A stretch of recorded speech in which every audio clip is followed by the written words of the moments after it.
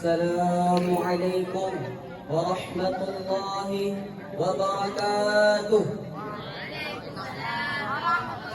إن الحمد لله نحمده ونستعينه ونستغفره ونعوذ بالله من شرور أنفسنا وسيئات أعمالنا. من يهده الله فلا مضل له ومن يضلل فلا هادي له. أشهد أن لا إله إلا الله وحده لا شريك له وأشهد أن سيدنا محمدا عبده ورسوله لا نبي بعده.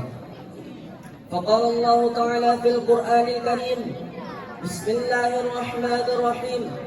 لقد كان لكم في رسول الله أسوة حسنة.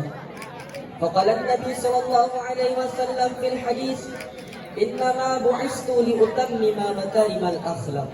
صدق الله العظيم وصدق النبي الحبيب الكريم.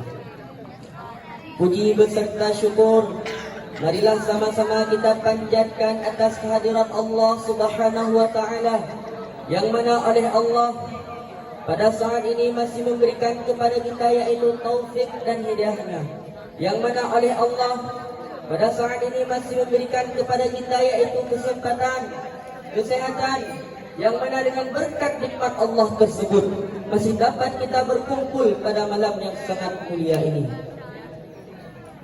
Dan adapun selanjutnya, salawat ma'asalam sama-sama kita sanjung sajikan atas kepangkuan alam Nabi besar Muhammad sallallahu alaihi wasallam, yang mana oleh beliau yang telah membawa kita dari zamannya jahiliyah, dari zamannya kebodohan, dari zamannya menyembah patung berhala, hingga sekarang yaitu menyembah Allah Subhanahu wa taala. Dan salawat ma'asalam kepada para al dan keluarga beliau dan sahabat yang mana sudah sukarela membantu baginda Rasul mempertegakkan kalimatul haq, yakni la ilaha illallah Muhammadur Rasulullah.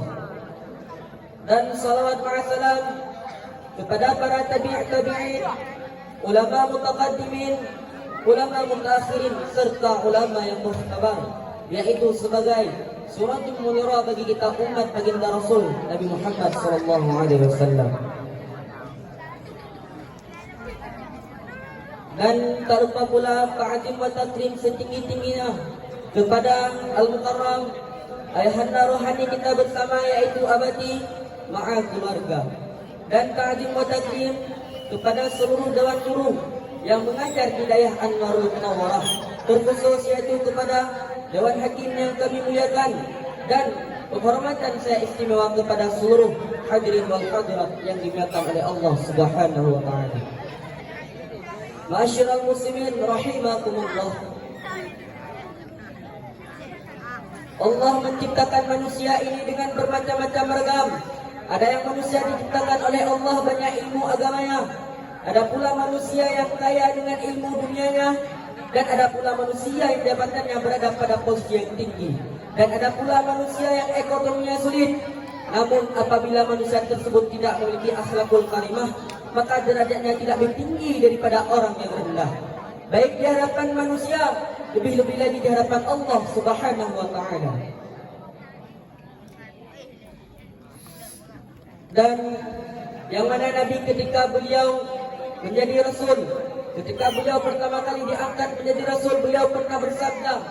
Apa sabda Nabi? Innama bu'istu liutammima makarimal akhlak, kata Nabi.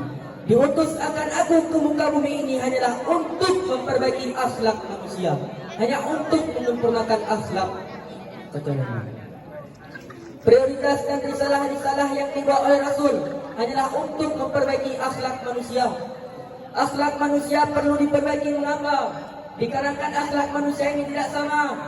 Ada yang akhlak manusia berada pada posisi yang tinggi, ada yang rendah, ada yang mulia, dan ada yang hina, yang mana sifat dan wataknya berbeda-beda antara satu sama lain. Ada yang bersifat penyayang, ada yang bersifat kejam, ada yang bersifat lembut, dan ada yang bersifat kasar. Namun hadirin, dari sekian banyak sifat dan watak manusia dapat dikumpulkan menjadi 4 tabiat sifat. Yang pertama yaitu tabiat rubbiyah. Apa itu tabiat rubbiyah? yaitu suatu tabiat ketuhanan, suatu tabiat yang cenderung ke arah perbuatan-perbuatan yang sesuai dengan kerelaan Tuhan. Sehingga hadirin, manusia yang memiliki tabiat rupiah ini, ia selalu ingin berbuat baik, selalu ingin mengharap ridha Allah Subhanahu wa taala. Dan adapun yang kedua, yaitu tabiat bahimiyah. Apa itu tabiat bahimiyah? Yaitu suatu tabiat binatang ternak, suatu tabiat sehingga manusia yang memiliki tabiat bahimiyah ini, ia hanya memiliki nafsu, hanya ingin memiliki makan, minum, tidur dan lain sebagainya. Yang mana manusia yang memiliki tabiat ini, ia tidak lagi menghiraukan urusan agamanya, ia tidak lagi menghiraukan urusan akhirat, urusan ilmu agamanya, yang mana seluruh waktunya hanya dipergunakan untuk mencari harta kekayaan demi kepuasan nafsunya. Bahkan hadirin, hartalah yang menjadi segala-galanya. Yang ketiga yaitu sifat syaitaniyah. Apa itu tabiat syaitaniyah? Yaitu suatu tabiat syaitan. Manusia yang memiliki tabiat ini, ia selalu ingin menggoda, menjerumuskan orang lain kepada perbuatan-perbuatan melanggar, kepada perbuatan-perbuatan kesesatan, perbuatan-perbuatan kemungkaran dan lain sebagainya.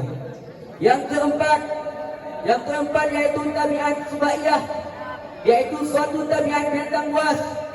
Manusia yang memiliki tabiat ini, ia mempunyai kecenderungan ke arah perbuatan-perbuatan melanggar.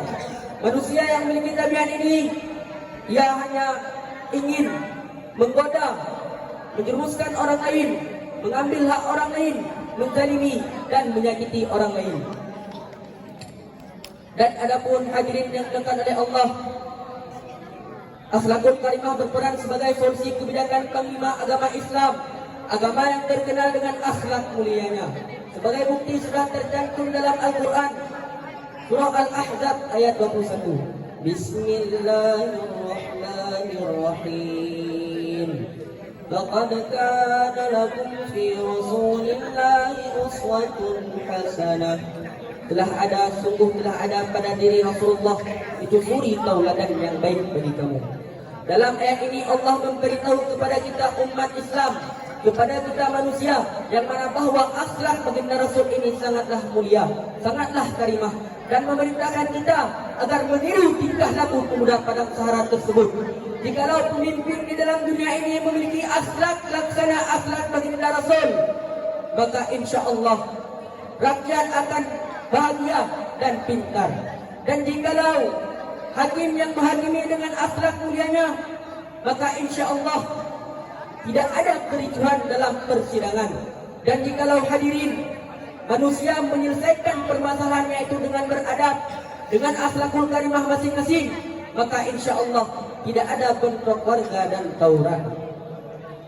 Dan adapun kesimpulan yang dapat saya simpulkan daripada syarah singkat ini, yang pertama yaitu tujuan Allah mengutus baginda Rasul ke muka bumi ini hanyalah untuk memperbaiki akhlak manusia. Yang kedua, dengan akhlak yang baik, manusia akan menjadi insan yang mulia di hadapan manusia maupun di hadapan Allah Subhanahu wa taala. Yang ketiga, yang mana kemakmuran, kebahagiaan akan dicapai dengan akhlak mulia. Mungkin hanya ini yang dapat saya sampaikan. Hadanallahu wa iyyakum ajma'in. Assalamualaikum warahmatullahi wabarakatuh.